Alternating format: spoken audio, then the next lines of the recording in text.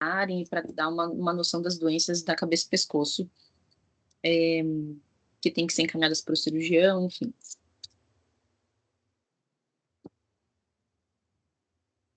Então, glândulas salivares maiores, parótidas submandibulares e sublinguais, né? A parótida, lobo superficial e profundo, o lobo superficial tem 80% da glândula. Então, a gente acessa quase que sempre, a gente sempre vai acessar o lobo superficial, né? E menos vezes, bem menos acometimentos no polo profundo. E eles são atravessados pelo tronco do nervo facial. Então, isso que dá dificuldade das exéreses parotídeas, né? A gente vê que dentro das doenças que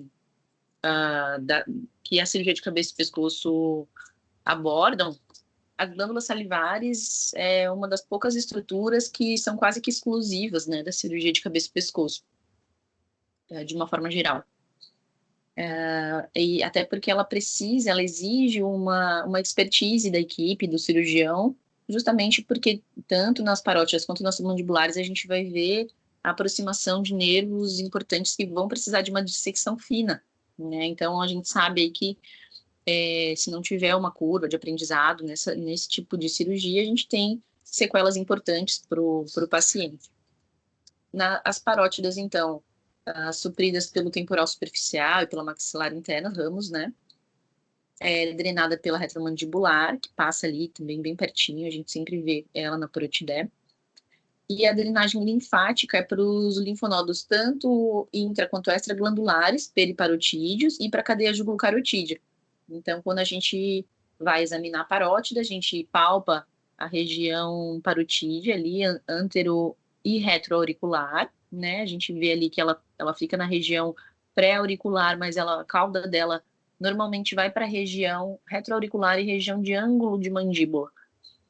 E aí, quem está esperto nessa anatomia sabe que muitas vezes vem encaminhado para a gente como um nódulo ou mandibular ou submandibular, e na verdade não é, de cauda de parótida, né? Porque a cauda dela, até na foto dá para ver um pouquinho, mas dependendo da anatomia, vai até lá, quase região submandibular mesmo, né? Ela engloba muitas vezes a região ali do ângulo.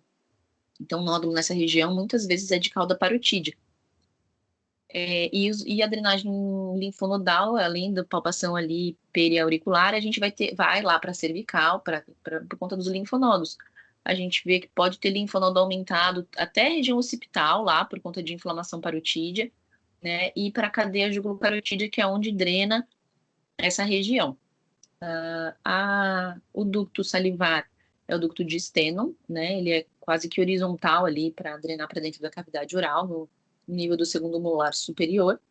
Inervação parasimpática com produção da saliva serosa. Tá? Ela produz mais ou menos uns 30% aí da saliva e ela é mais serosa.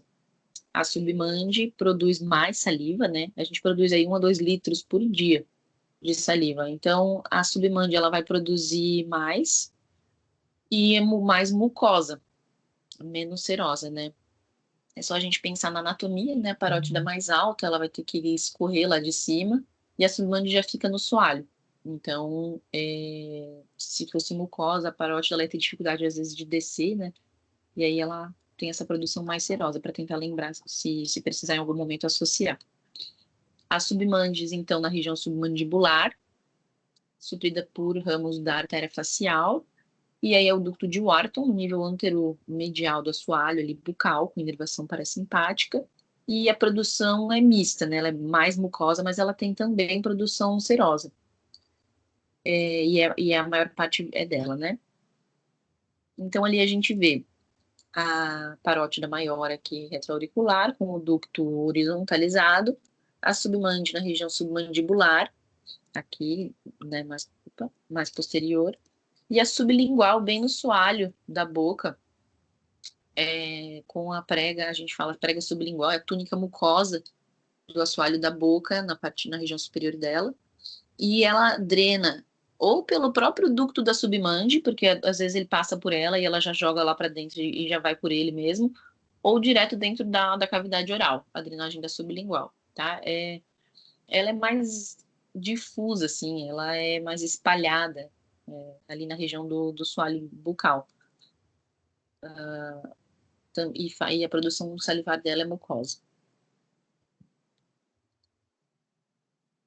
Eu vou falar mais de tumor, tá? Que eu acho que é mais interessante, assim, para a gente, a abordagem aqui.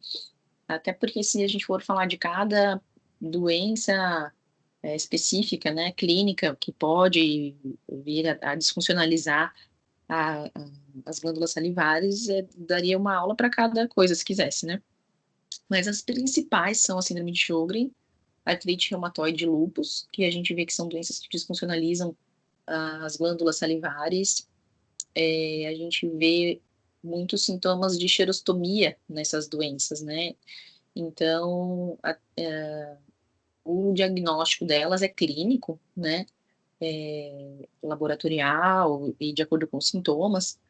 Mas, por exemplo, na síndrome de Sjögren, a gente vê chegando no ambulatório para biopsiar quando não consegue, quando tem uma clínica muito característica, mas não tem um laboratorial típico, né, específico, que eu consigo bater o martelo, eles encaminham para o cirurgião para fazer uma biópsia de glândulas salivares menores.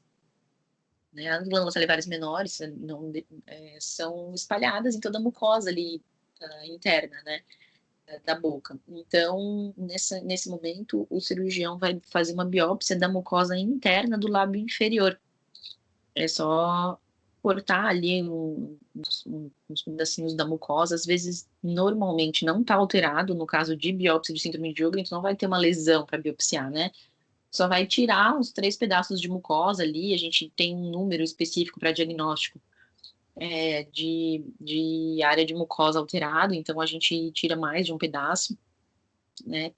3 a 6, normalmente. E encaminha para essa biópsia, tá? Mas as doenças disfuncionais de glândulas salivares são inúmeras, entre elas infecções, inflamações, né? Infecções virais.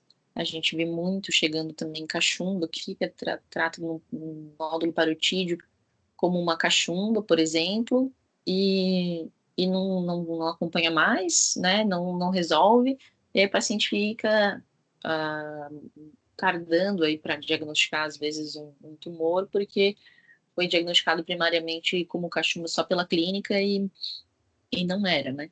Mas é bem comum ter parotidite ou cialodenite por doenças infecciosas virais.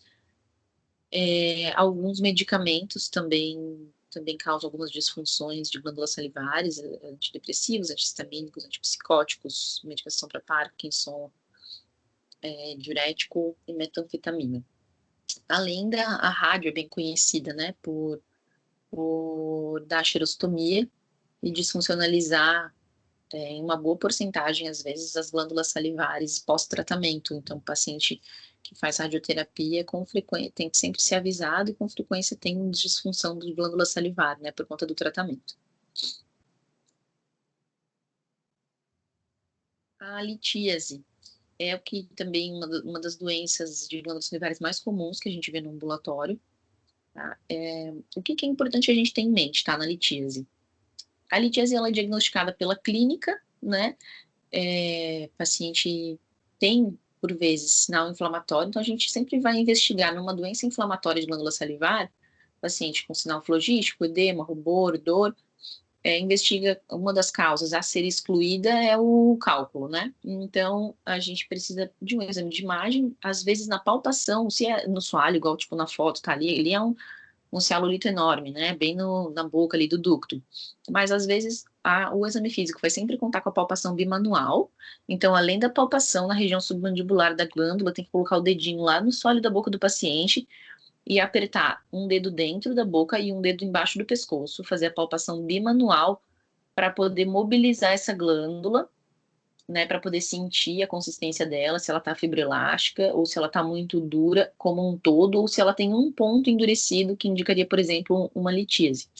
E aí vai diagnosticar com um exame de imagem, e aí a gente gosta de, né, o padrão ouro, assim, para glândula salivar, é o ultrassom. Mas no caso de litíase, até um raio-x e vê, né? Às vezes o paciente vai no dentista e chega pra gente com um raio-x que mostra lá as pedrinhas, e tá tudo bem. Então, daria para diagnosticar com um raio-x mesmo, né, que é bom para ver cálculo. E nesses casos, a gente tem que avaliar bem os sintomas e a localização. Não tem indicação, dificilmente o paciente chega com uma indicação absoluta de icteríase de glândula salivar por litíase, porque é sempre uma decisão em conjunto com o paciente. A gente vai ter que ver quantas vezes esse paciente tem crises inflamatórias por conta de cálculo. É todo mês, ele está sempre internando por conta de cálculo, está sempre precisando de antibiótico terapia, porque infecta com frequência, né? O cálculo está onde? Está no ducto ou está na glândula? Né? Porque se ele está no ducto, a gente pode fazer uma extração manual, a gente pode malachar esse ducto, né? Fazer uma... É engraçado que a câmera não está ligada, eu fico me movimentando aqui para mostrar para vocês. A gente pode fazer como uma massagem mesmo no ducto, né? Nas extremidades dele, para tentar extrair manualmente, tá? Pode usar uma pincinha ali e com um bisturi a gente pode até fazer uma incisão pequena na borda da boca do ducto e retirar com uma pincinha, pode até ser ambulatorial, já fiz algumas vezes esse procedimento ambulatorialmente, depende muito do paciente e tudo mais, né, tem que ser bem conversado, né, ou se é um cálculo maior, dá para fazer uma exérese ali, só tem que cuidar muito, porque tem que ser delicado para não causar estenose do ducto salivar, depois faz retenção salivar. Se a gente mexe nesse ducto aleatoriamente, assim, sem ter cuidado da orientação, da incisão, ou então se tem uma suturinha delicada ali do bordo do ducto, tá? Mas dessa forma é um procedimento relativamente fácil e que resolve o problema. Agora, se ele está no ducto distal, não está muito próximo da borda ali, né? Ou está dentro da glândula, a gente tem que avaliar o tamanho, que sintomas que ele está causando, né? E o quanto está interferindo na qualidade de vida desse paciente. Por quê? Porque a gente viu ali que a submande, ela é uma produtora de grande parte da saliva, da maior parte da saliva, e além disso ainda é adjacente a ela nervos importantes, né, como o sublingual, o hipoglosso. Então a cirurgia, o marginal, né, a cirurgia não é isenta de complicações, pelo contrário, ela tem algumas sequelas que podem vir a ser permanentes, e o paciente às vezes vai se incomodar por uma coisa benigna que não está incomodando tanto assim, ele só diagnosticou num exame e veio saber a tua opinião, né? Então, doença benigna, que não está dando muita piora da qualidade de vida do paciente, tratamento conservador, que é o quê? Sintomáticos, vai se hidratar bastante, tomar bastante água, massagear as glândulas, aplicar compressa morna local, e aí, estimula ou desestimula a saliva? Durante a crise, desestimula, porque eu não quero piorar a obstrução salivar, né? Então, se eu tô inflamado porque tá com o cálculo obstruindo a passagem, eu não quero que produza ainda mais saliva para causar ainda mais edema e desconforto. Então, eu evito alimentos que vão estimular a saliva. Fora da crise aguda, eu estimulo, que é para eu ter um fluxo alto salivar e para tentar expelir esse cálculo, né? E fazer uma pressão ali do fluxo salivar para tentar expelir esse cálculo sozinho. Que seria o quê?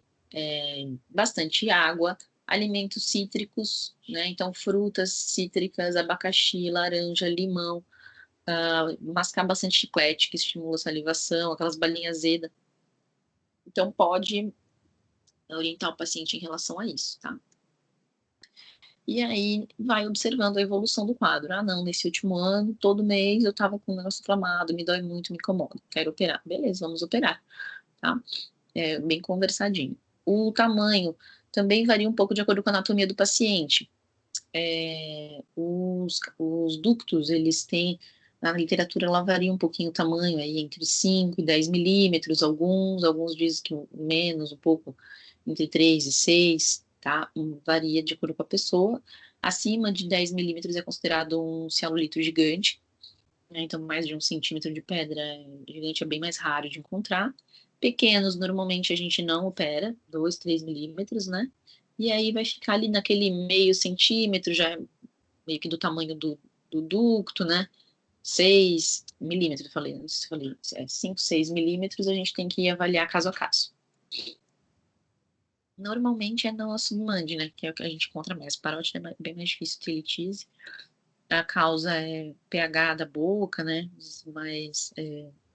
Mais básico e é mais propenso a formar cálculo. Quando a pessoa tem, às vezes, o ducto mais dilatado um pouco que o normal, aí é mais fácil de acumular resíduo. Então, obstrui também, até por resíduo, pode ficar obstruído, e aí causa infecção local, e essa infecção também ajuda a acumular mineral, e também pode causar, facilitar a formação de cálculo. Então, os Doutora, principais... oi, dá para manipular o ducto da parótida também para tirar a litíase, se tiver? Daí é o mesmo quadro, assim, tem que enxergar ele ali, né? Vai enxergar ele ali na saída dele, e aí vai, malaxa um pouquinho ele dentro do que a gente consegue, na região proximal, mais distal da boca, Aham. onde cai na cavidade oral ali. Obrigada. Nada. Os tumores de glândulas salivares, então, eles, dentro de um quadro geral de tumores de cabeça e pescoço, eles são incomuns, né, até 5% deles, mas a maioria é de origem epitelial e 90% deles são benignos. Então, de todos os tumores de glândulas salivares, mais de 90% deles normalmente são benignos, e a maioria deles são parotídeos, né, 80%. Nódulo parotídeo quase sempre é de origem tumoral. Então, aqui a gente vai ter uma questão que é diferente da tireoide. Se vocês lembrarem do que a gente conversou na aula da tireoide, cistos de tireoide são sempre benignos. Então, a gente não se preocupa, né? Vai naquele caso assim, muito volumoso, eu vou talvez drenar, enfim, mas a gente não se preocupa de precisar investigar. Cisto parotídeo não é a mesma coisa. Cistos parotídeos podem ser, por exemplo, um tumor de Wart. Então, lesões nodulares parotídeas, de uma forma geral, são de origem tumoral. Poucas vezes a gente tem, existe cisto parotídeo simples, mas na maior parte das vezes eles vão ter origem tumoral, se forem nódulos palpáveis, né? Claro, existe também linfonodo, né? Então a gente está falando de nódulo, que descartando que seja um linfonodo que não é a mesma característica na palpação, né? E a probabilidade de malignidade, a gente fala que é inversamente proporcional ao tamanho da glândula, porque, por exemplo, se na parótida 80% dos tumores são benignos, na submande menos e nas sublinguais menos ainda, e nas glândulas salivares menores, a maioria é maligno, tá? Então, quanto menor a glândula, que é acometida por um tumor, maior a probabilidade dele ser maligno, no caso das glândulas salivares. De uma forma geral, mais incidente em mulheres, né, os benignos aí entre mais jovens e os malignos já com uma idade mais avançada, em torno de 60. Aí uma clínica tumoral, de uma forma geral, são massas assintomáticas que crescem lentamente e progressivamente, mesmo os malignos, tá? A gente vê muito tumor maligno que tá já crescendo aos pouquinhos e quando vai ver não era benigno. Não são quase nunca dolorosos, pode ter dor porque tem uma inflamação associada, tá? Mas a lesão por si só, normalmente ela não dói. Mas aí, claro, se infectou, né? Se era um sangramento local ou uma dor por compressão nervosa. Aí pode até doer, mas normalmente a lesão por si só ela não é uma lesão dolorosa. E quando ela dói, ela normalmente é maligna e pode ser porque está invadindo o nervo. Quando ela tem uma dor bem pontual, localizada. A paralisia do nervo quase sempre é maligna, né? Muito raro ver paralisia de nervo por lesão benigna, por compressão, enfim, por acometer o nervo. Mas não, né, não é patognomônica, porque pode existir, apesar de raramente. Aí, ó, por compressão ou por estiramento do nervo, porque ele é volumoso, tá? Mas ele não causa aquela infiltração que o tumor maligno causa, né? E aí a gente vê pela palpação também, quando tá um nódulo mais fixo, mais aderido no tecido profundo, também fala mais a favor de tumor maligno, né? Às vezes a gente vê aquele nódulo bem soltinho, assim, encapsulado, longe não necessariamente, mas não tá aderido às estruturas mais profundas, às estruturas adjacentes, né? Fala a favor de benignidade. E aí, uma coisa interessante, que a gente não costuma ver, mas que é bom se atentar na hora de consultar, na hora de avaliar o paciente, é que as glândulas salivares menores, elas estão na boca toda, né? Então, se a gente tem um tumor, que lembra que eu falei que quando é salivar menor, normalmente é maligno, e tem uma lesão na boca aparecendo, às vezes na hora não vai ser o que a gente vai pensar primeiro, a gente vai pensar, deve ser de mandíbula, né, de maxila, sei lá, do que será esse primário? E aí pode crescer em qualquer lugar da boca uma lesão e ser um tumor de glândula salivar menor, né, como primário. Então vai aparecer uma massa que às vezes até normalmente não é ulcerada, vai ser uma bolota que vai aparecer lá na gengiva, no palato, né, não dói, e pode ser nos seios paranasais e mimetizar um sintoma de sinusite, rinite, pode ser lá na região laringotraqueal, e paciente ter rouquidão, disfasia, a gente vai achar que é da laringe, lá um tumor laringe glótico, né?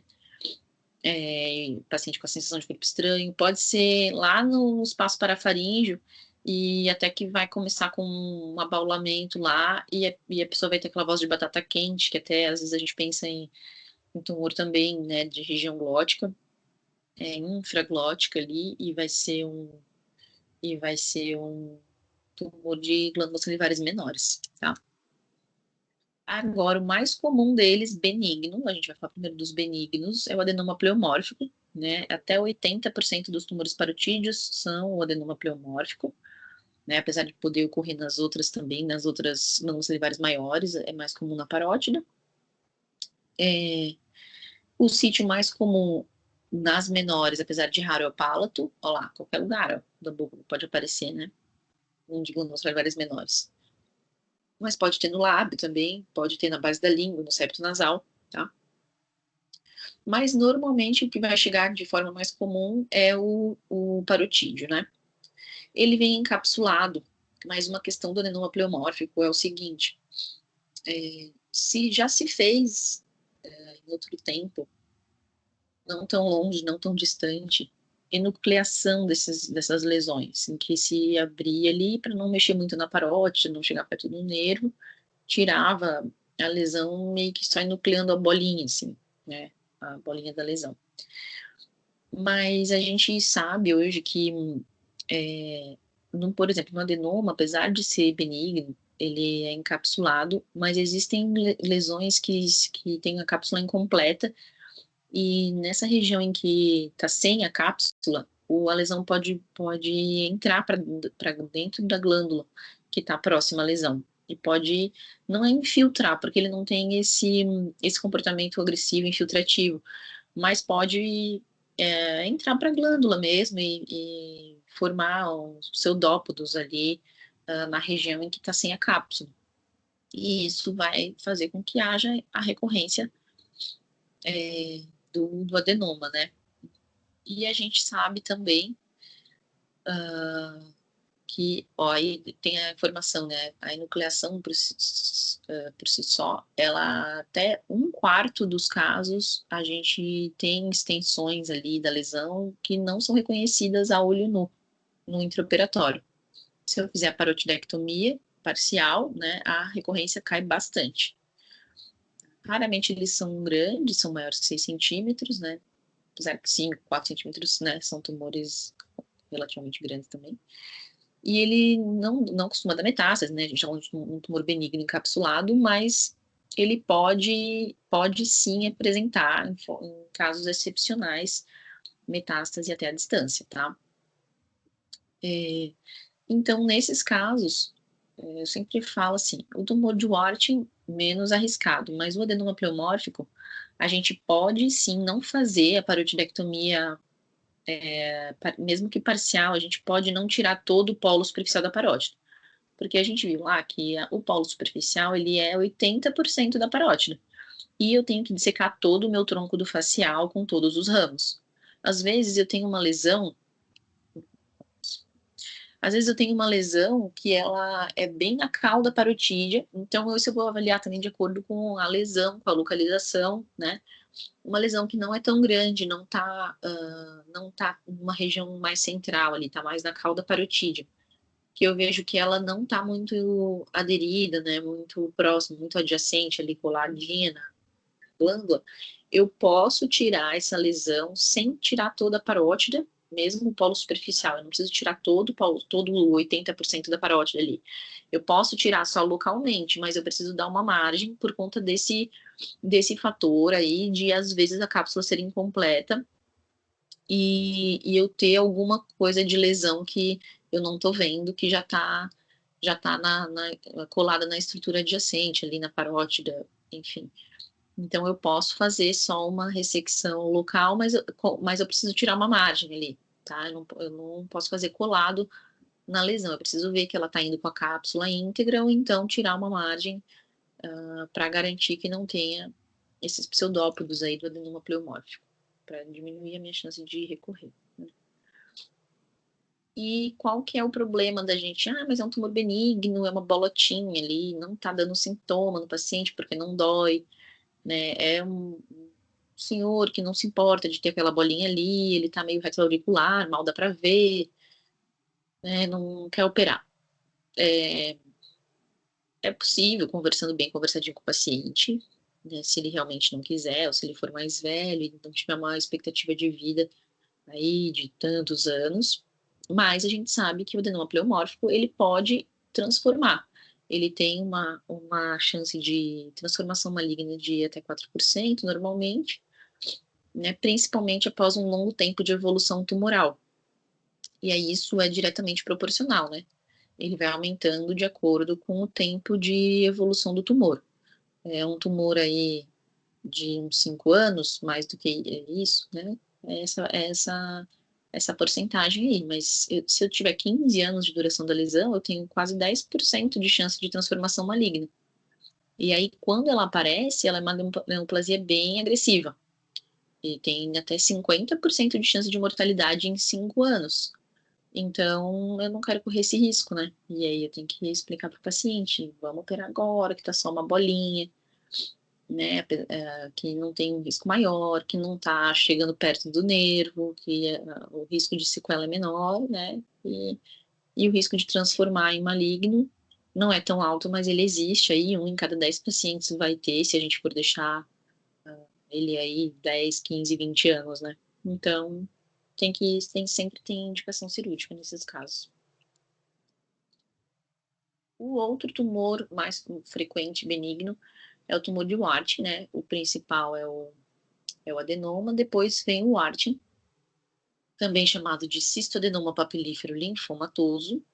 Ele é mais comum em homens e ele tem a característica de poder acometer a bilateralidade da parótida, em até 10% dos casos. Então, quando eu opero um paciente com tumor parotídeo benigno, eu dou alta do ambulatório da cirurgia de cabeça e pescoço depois, quando eu tenho esse AP na mão. Tá? Porque é uma doença benigna que está tratada, né? Está curada. Mas eu sempre oriento meu paciente, olha, existe uma porcentagem, uma chance de aparecer uma lesãozinha do outro lado. Então, se o senhor perceber uma bolinha do outro lado, né, tem que consultar para ver se não é esse mesmo tumor que está aparecendo do outro lado. Tá? Também são encapsulados, tem uma característica de ter áreas sólidas e áreas císticas na lesão, e por conta dessa parte cística, que normalmente ele apresenta, ele tem líquido, né? Então, a gente na PAF também consegue ter um líquido mais característico, assim, do tumor de Warthin, por conta dele ter essas regiões mais císticas aí, não ser uma lesão inteiramente sólida. Tem também uma característica de captar tecnésio, então tem, né, na literatura, que poderia fazer uma cintila com tecnésio, que ele iria ser captado pelas células oncocíticas do tumor. Mas é um exame caro, né? Não se pede por conta de diagnóstico de tumor de Wart, mas é uma informação aí sobre o tumor, que é diferenciado, né? E existe também recidiva e degeneração maligna, mas bem menos comum, tá? Não acontece não tem uma descrição tão específica como do adenoma, mas existe também. Então, também tem indicação cirúrgica, apesar de ser menos agressivo, tá? E aí, alguns outros aqui, só para vocês saberem, que a gente também mais raros, né? É um oncocitoma, que é menos de 1% dessas neoplasias de glândulas salivares, na parótide, normalmente, que são células epiteliais que também podem dar em outros órgãos, tá? Pâncreas, tireoide, rim. E aí, tendo esses oncócitos, a gente teria que diferenciar um possível primário de glândula salivar. É uma lesão mais avermelhada, firme, e também tem degeneração maligna, tá? Esses a gente tá falando ainda dos benignos, tá? Ele é a mesma coisa, também tem potencial de malignidade se degenerar, tem que ser operado. E o adenoma monomórfico, que é bem menos comum, e ele fala aí entram vários outros tumores raros de glândulas salivares, tá? Adenoma de células basais, que é mais específica das glândulas salivares do lábio superior, adenoma sebáceo, adenoma rico em glicogênio. Né? Então, a gente vê que tem vários, a gente não costuma ver no dia a dia, né, mas que existem. E então, para a gente saber aí, por isso que a gente sempre fala, né, a maioria vocês vão ver que é tratamento cirúrgico. Glândulas salivares, praticamente todos são com tratamento cirúrgico, então a gente vai ter essa definição maior aí de tipo e grau histológico com anatomopatológico pós-cirúrgico. E aí, tendo uma boa exérese aí, uma boa ressecção, normalmente eles já vão estar tratados, né, os benignos. Não vai ter nenhuma conduta adicional aí. E aí a gente começa a falar dos malignos. O mucoepidermoide é o mais comum dentro dos malignos, né, e ele acomete mais as parótidas, pode acometer as glândulas salivares menores também, né, mais mulheres aí. E eles vão depender muito do tipo histológico, do grau da frequência das células mucosas e epidermoides. Então, quanto mais epidermoides tiver, maior o grau de invasão e vai dificultar mais a ressecção, porque ele vai ser menos diferenciado. Esses carcinomas aí recorrem até 30%, também com essa mesma taxa de metástase à distância, e a sobrevida em 5 anos é de apenas 50%, tá? No caso aqui de alto grau, a gente está falando, né? Os de maior agressividade, normalmente são essas as taxas na literatura. E aí, tumores malignos, mesma coisa, o tratamento inicial sempre vai ser cirúrgico, a gente sempre vai optar por tentar ressecar, sempre que possível, né?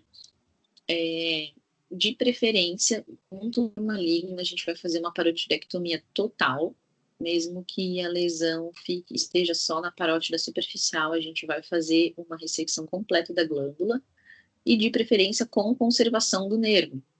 Claro, se na hora da avaliação a gente vê que está acometendo o nervo, está englobando, já está com sintoma por infiltração de nervo, principalmente em alguns tipos histológicos, a gente tira, resseca com o nervo junto. Corta de um lado, corta do outro e tira com o nervo junto, né? Mas é difícil que chegue nesse ponto. Normalmente, como a parótida dela é uma glândula superficial, e quando o nódulo aparece, a pessoa começa já a perceber, e mesmo que ele esteja grande, a gente vê que é um tumor que, com alguns centímetros, ele já é grande, né? Porque ele está aparente ali no rosto da pessoa. Então, ela normalmente vai atrás quando ele ainda não está exageradamente aumentado. E aí, normalmente, a gente consegue fazer uma parótida total com conservação do nervo facial, tá? E aí vai fazer os tratamentos complementares, né? Por ser maligno, a gente quase sempre usa radioterapia, porque tem a indicação, assim, que tem um controle melhor de lesão local, de recidiva, né? E para tratar também micrometástases, né? E químio, aí vai depender, né, da lesão, mas normalmente químio também, e dependendo, vai precisar de rádio hemostática ou para ajudar nos sintomas, mas normalmente a gente consegue o tratamento com cirurgia e radioquímio associado. A dissecção cervical profilática, né, o esvaziamento cervical, faz ou não faz? Depende. Se o pescoço é positivo, com certeza, né? A gente viu ali que a drenagem da parótida, além de local, é para nível de glucarotídeo. Então, se for positivo o pescoço, esvazia tudo, faz o esvaziamento ipsilateral, contralateral não precisa, normalmente a gente faz o ipsilateral, todos de 1 a 5, mas se tiver N0, não tiver linfonodo acometido doente, aí tem que avaliar no sentido de fazer o esvaziamento profilático, tá? Normalmente no intraoperatório mesmo dá para fazer uma exploração ali intraoperatória, dá para explorar linfonodos do nível 1 e 2, ali mais próximos da região submentoniana e submandibular, né? E dependendo faz supra-omo o esvaziamento de 1 a 3. Adenoide cístico é o mais comum das glândulas submandibulares, tá? Então, o mucoepidermoide é o mais comum das glândulas salivares, né? Mas ele dá mais em parótida, tá? O adenoide cístico, ele é mais comum das glândulas submandibulares. Ele se origina das células ductais e miopiteliais, dos ductos intercalares, tem um crescimento lento, progressivo, então vocês vejam aí que é um tumor maligno, mas ele pode crescer lentamente, tá? Não necessariamente o paciente vai chegar com um crescimento aí de poucos meses, né? Às vezes ele tá com a lesão há mais tempo e é maligno, mas ele é sempre mais endurecido. Então, isso é uma característica que a gente vê na palpação, assim. E ele pode ter com mais frequência invasão perineural, então ele vai doer mais também. Um tumor que o paciente normalmente tem queixa de dor associada. Tem metástase distante, também pode ter até 20 anos depois do tratamento inicial, pode ter meta para pulmão, para osso, para fígado, para cérebro, tá? Então, por conta principalmente dessa disseminação nervosa, né? E aí a sobrevida ela é relativa, porque ela nos primeiros anos ela é alta, mas ao longo do tempo ela cai muito justamente por conta dessa chance de ter metástase à distância. Então, em 20 anos aí a sobrevida é de 20% só dos pacientes que são diagnosticados com adenoide cístico. E aí, por isso, nesses casos, o segmento a longo prazo é mandatório. Essas lesões, normalmente, não necessariamente vai dar alta depois de 5 anos aí, como outros casinhos oncológicos, como SEC, né? Nesses casos, a gente acompanha para sempre o paciente, vem uma consultinha aí, pelo menos anual, para avaliar. E então a tendência é tratar de forma radical, né? Aí por conta dessa chance de invasão neural, aqueles casos que eu comentei antes ali, tem que tirar com o nervo, né? Corta de um lado, corta toda a extensão do nervo que está passando perto da parótida ali, vai junto, né? Vai junto, o paciente vai ficar com a hemifácie paralisado, né? Mas para promover aí uma sobrevida a longo prazo maior. Entre outros aí, que a gente não vai falar, porque se aqueles ali eram raros, esses são, né, muito raros, mas eles são descritos e podem ser diagnosticados nos tumores de glândulas salivares também, tá? Acinares, adenoma polimórfico, adenocarcinoma, SEC, né, mais difícil ter em parótida, mas também existe, sarcoma, linfoma. E aí os diagnósticos, o diagnóstico ele é feito pela clínica, tá? Então a gente palpou lá nódulo na parótida, é, é, vai ver sinais como a fixação, né, como eu não entender bem se ele era um nódulo ou se ele já está infiltrado na parótida, presença já de paralisia, né, então tem que pedir para o paciente fazer as mímicas faciais para identificar, pedir para o paciente fazer posição do lábio para beijo, para sorriso, apertar bem o olho, abrir bem o olho, né, e avaliar bem os músculos da mímica para ver se já estão acometidos, que seria um indício aí de acometimento nervoso, né? Quer dizer que está infiltrado? Não necessariamente, pode estar só comprimindo por conta do volume tumoral. Então isso tem que avaliar, né? Porque daí eu vou mudar a minha programação de já cortar o nervo, por exemplo, se ele está infiltrado, ou não. Se eu não conseguir definir isso pelos exames, eu vou explicar para o paciente. Eu vou falar, olha, não sei se está infiltrando o teu nervo ou não, e eu consigo ver isso no, no intraoperatório, né? Se eu tenho um plano de dissecção do nervo, eu vejo que tá só empurrando o nervo por compressão, eu consigo conservar. Né? Se eu vejo que está infiltrado, está grudado, eu não tenho plano de dissecção do nervo, aí eu tenho que ressecar essa parte toda que está infiltrada. Né? Então, isso eu, às vezes, vou ver só no intraoperatório, tá tudo bem? Eu só tenho que deixar o paciente ciente disso, né? É, e aí, isso, a história clínica vai ser muitas vezes longa, né? A dor vai depender muito. Às vezes o paciente tem dor, mas não tem invasão neural, é só porque ele está com uma inflamação associada, né? Pode ser também. Então, não tem como eu bater o martelo, né? Muitas dessas coisas é só para a gente pensar, mas não tem como eu ter definições, assim, achar que eu já sei diagnosticar, porque não necessariamente, né, eu diagnostico pela clínica tudo. Linfonodos cervicais palpáveis, e lembrar daquela questão que eu comentei das glândulas salivares menores. Então, às vezes, é um tumor lá parafaríngeo que vai ter um abaulamento de orofaringe e vai ser tumor de glândula salivar, né? E aí eu vou avaliar com exame de imagem, ultrassom em primeiro lugar, normalmente, para avaliar a glândula salivar. A tomo ajuda bastante, principalmente se eu tenho um tumor maior, porque daí eu vou avaliar a extensão, principalmente para profundidade.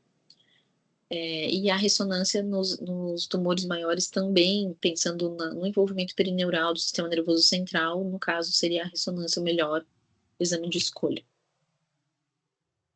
Aqui, PAF, né, nossa fiel escudeira aí, amiga dos diagnósticos de lesão de glândula salivar, de nódulos, né, porque PAF é um exame muito indolente, assim, o paciente vai lá, faz uma punçãozinha, né, não exige muito recurso, não causa extravasamento, eu não quero invadir a minha cápsula tumoral, né, se eu tiver que fazer uma biópsia aberta, por exemplo. Então, sempre a minha primeira escolha vai ser PAF, tá? Vai me ajudar, principalmente, ele tem alta sensibilidade, especificidade, acurácia, ele vai me ajudar a planejar o tratamento, principalmente, a programar a cirurgia, mas nem todos. O ideal é aquela PAF completinha, né? Que me dá detalhes aí, às vezes ele até já dá uma suspeita histológica, mas às vezes ele só vai me falar a ausência de malignidade, né? Mas ok, a PAF sempre tem que ser o primeiro passo aí, depois do exame de imagem, para eu posso já pedir direto, se for um nódulo bem palpável, ali bem evidente, eu até posso, tá, pedir PAF direto, assim, não pedir o exame de imagem para não fazer paciente, principalmente no sistema de saúde público, né? Aí eu vou fazer o paciente ir, fazer ultrassom, voltar, e voltar para fazer a PAF, né, se eu já sei que precisa. Eu até posso já pedir num momento só, tá? Mas eu tenho que pedir separado o ultrassom para ele me dar o laudo, né? Senão ele só vai me dar que é aquele laudo da PAF que não especifica, né? Aí eu peço o ultrassom e a PAF guiada por ultrassom.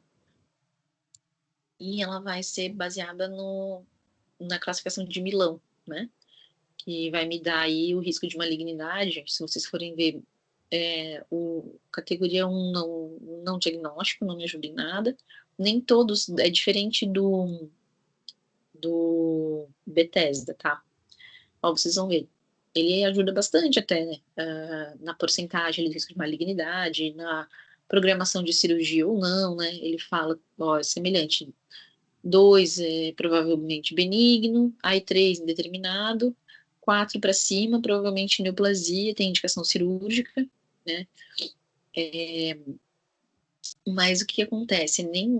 Ele não é tão bem estabelecido quanto a classificação Bethesda. Não tenho certeza do porquê, assim, mas de uma forma geral, os nódulos, eu acho, assim, eu imagino que, analisando, né, que como a gente opera nódulos benignos também, ele não é tão determinante, né, para mim. Diferente do nódulo de tireoide, que se for um Bethesda 2, eu com certeza não, né? Pode ser que seja um boss, enfim. Mas a chance de eu operar, ele define muito, me ajuda muito a definir a cirurgia, né? No caso, não sei se vocês estão acompanhando. No caso da tireoide, se vocês têm um nódulo Bethesda 2, muda totalmente, né? Porque o Bethesda 4 para cima, eu com certeza vou operar. No caso do Milão, mesmo se ele me disser que é um benigno, provavelmente eu vou operar, né? Porque o tumor de Warthin e o adenoma eu opero igual, porque ele tem aquilo que a gente comentou, chance de transformação, recidiva, compressão, né? E tem isso também, né? Eu sempre falo para os pacientes, se a gente deixa um nódulo benigno, mesmo que eu vá esperar 5 anos só, porque estou em um X momento da minha vida, não quero operar agora, mas é um nódulo que está assintomático, pequeno, a complicação ela é importante esse nódulo crescer e for para mais perto do nervo, né? Então tem isso também. Eu acho que ele não se estabeleceu muito por isso, assim, porque a gente acaba operando igual, então ele não é tão importante se ele me der essa classificação na hora do resultado do laudo do exame. E o tratamento né, basicamente é cirúrgico, eu vou operar quase sempre, então tá tudo bem se eu achar um nódulo lá e encaminhar para o cirurgião meio de cara, assim, né? No meu exame, eu posso orientar, eu posso já começar a investigação, né? Mas tá certo também nódulo na parótida, enfim, nódulo de glândula salivar, né? Não, claro, não sendo uma inflamação por um celulito, uma célula do NIT, né? Mas um nódulo mesmo evidenciado, encaminhou para o cirurgião avaliar. A ressecção, como eu comentei ali, a ressecção do lobo superficial não precisa ser completa, mas eu normalmente vou precisar de margem, mesmo no benigno, né? A congelação intraop pode ajudar em alguns casos, principalmente se a PAF não foi muito, não deu muitas respostas aí. E os tumores malignos, eu posso fazer a parodida total e posso conservar o nervo facial se não tiver infiltrado.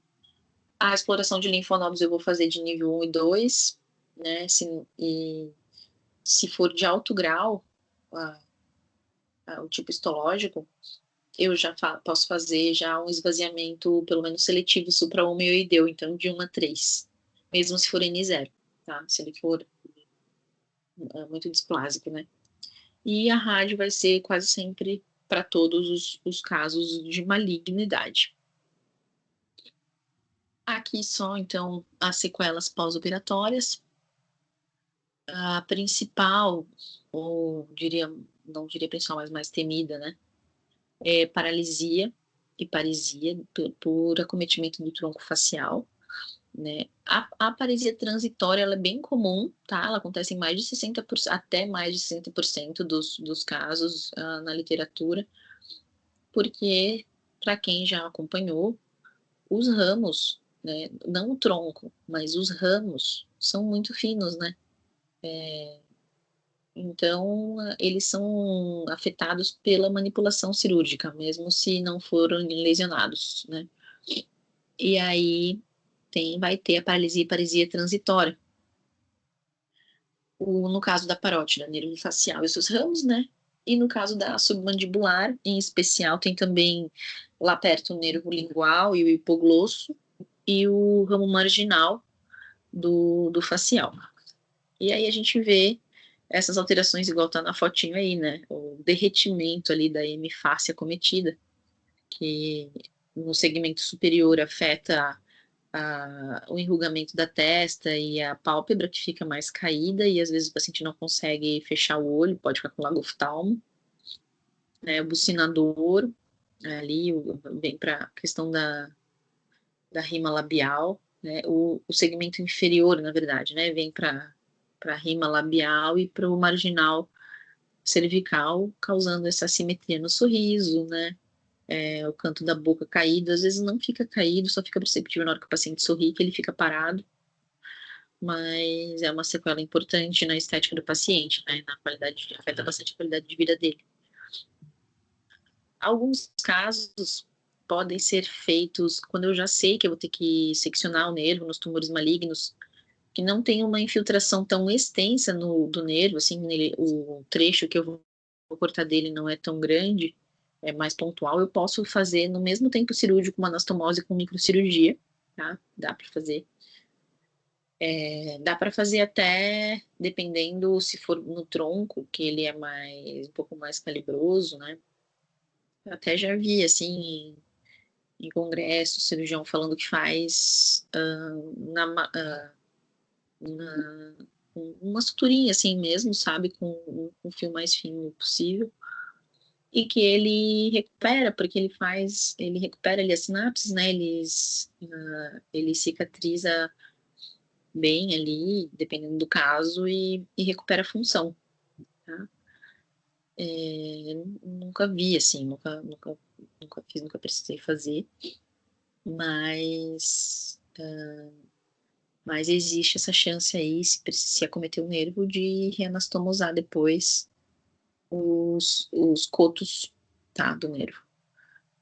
E a monitorização, né, eletrofisiológica intraoperatória, que vai ajudar.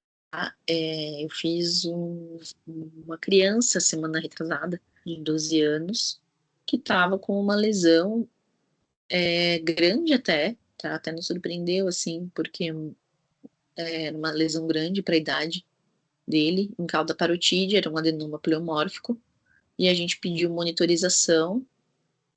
Eu estava do lado tava passando por baixo, bem dizer, ele estava bem na cauda, então ficava longe do tronco, do facial, mas ele estava bem perto do nervo marginal, né, do segmento inferior, principalmente do nervo marginal.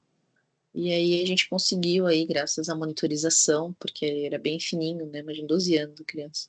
Então era bem fininho o nervo, mas a gente conseguiu, com a monitorização, deixar ele com 0 sequelas, assim, no pós-operatório imediato. Foi muito, muito bom, assim, para a tranquilidade, né, do paciente, da família, da mãe, né, estavam preocupados aí. Então, sempre que possível, em alguns casos específicos, principalmente, pedir a monitorização eletrofisiológica. Outra sequela pós-operatória que não é tão incomum é a síndrome de Frey. Esses tempos também diagnostiquei uma no ambulatório de uma paciente que já tinha operado e falou que ficava com saliva saindo da região anteroauricular ali, né, pré-auricular. Ela achou que era uma fístula salivar, porque ela achou que ela falou que sempre que ela comia, saía saliva ali da região anterior da orelha.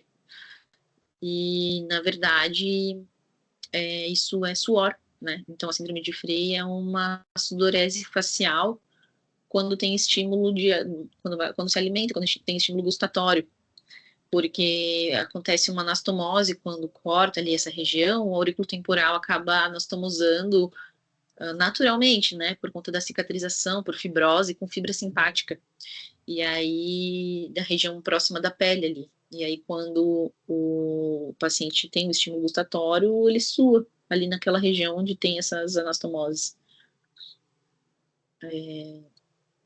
Até 50% das cirurgias pode ter, e ele aparece normalmente uns meses depois, né, que é quando dá o tempo dessa, dessa anastomose acontecer e cicatrizar e as sinapses ali acontecerem, né.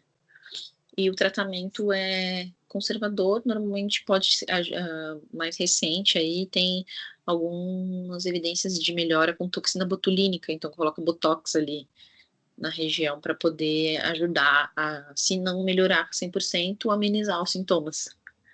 E é super chato, né? Imagina o paciente tá em qualquer lugar que ele vai comer, começa a ficar suando ali na região perto da orelha, fica vermelho, né?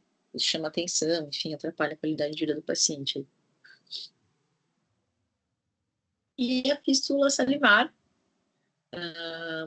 também não é tão incomum.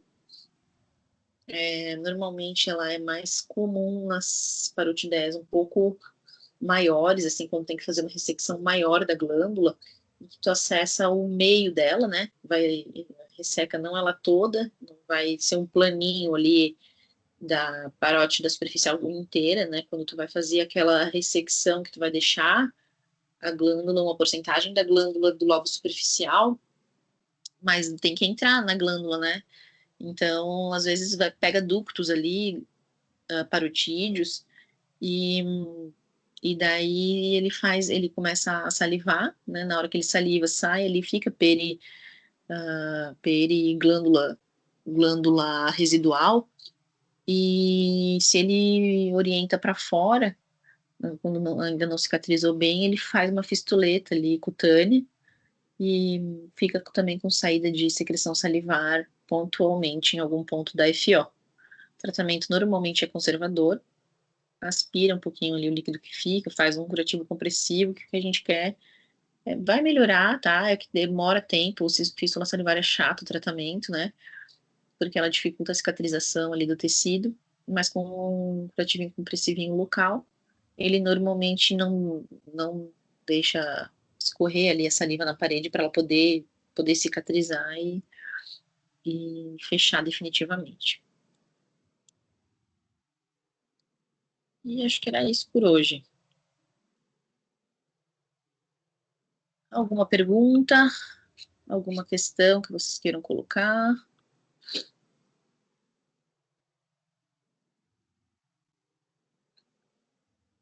Todos satisfeitos? Acharam uma aula maravilhosa? Então, Biópsia de bolinhas na boca, assim. Aguarda-se um tempo ela não desaparecer, acompanha e biopsia, funciona. deixa eu ver se eu entendi a pergunta. Se tiver uma lesão, uma bolinha na mucosa, para ver se é uma neoplasia de glândula salivar menor, é isso a tua pergunta? Isso. Uhum. Isso. Normalmente tem que ver a clínica, né? Claro, porque uma lesão pequena que apareceu na boca, né?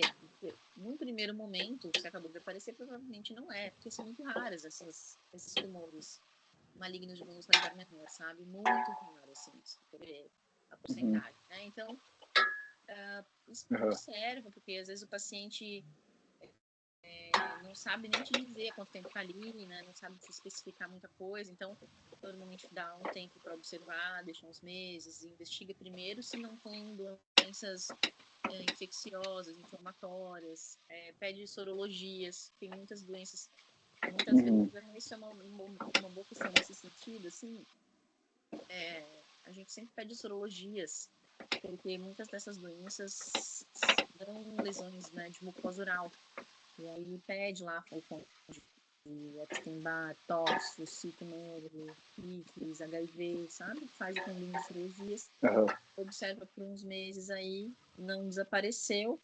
Aí, essas lesões de cavidade oral, melhor biopsiar, porque se normalmente são pequenas, já faz uma biópsia excisional. PAF é para glândula salivar maior, que tu acessa por fora, né? Parótida, submandibular, mas de glândula salivar menor, é melhor já fazendo uma biópsiazinha excisional ali, porque é mais difícil. A PAF, ele vai ter que... A PAF não precisa necessariamente ser guiada por ultrassom, né? Mas ela precisa ter um tamanho suficiente para ele chegar com uma agulha e conseguir funcionar material suficiente. E aí uma lesão muito pequena da mucosa ali, que tu até consegue sentir, ver, mas às vezes tem meio centímetro, às vezes tem uma coberturazinha espessa ainda de mucosa por cima, tal. às vezes é ruim de fazer. Normalmente a gente já faz a biópsia excisional, porque é pequenininha, então já tira a lesãozinha, faz uma sutura ali com um Vicryl e manda para análise. Beleza, obrigado. Só isso? Então, boa noite para todos e até a próxima. Obrigada pela aula. Boa noite. Obrigado.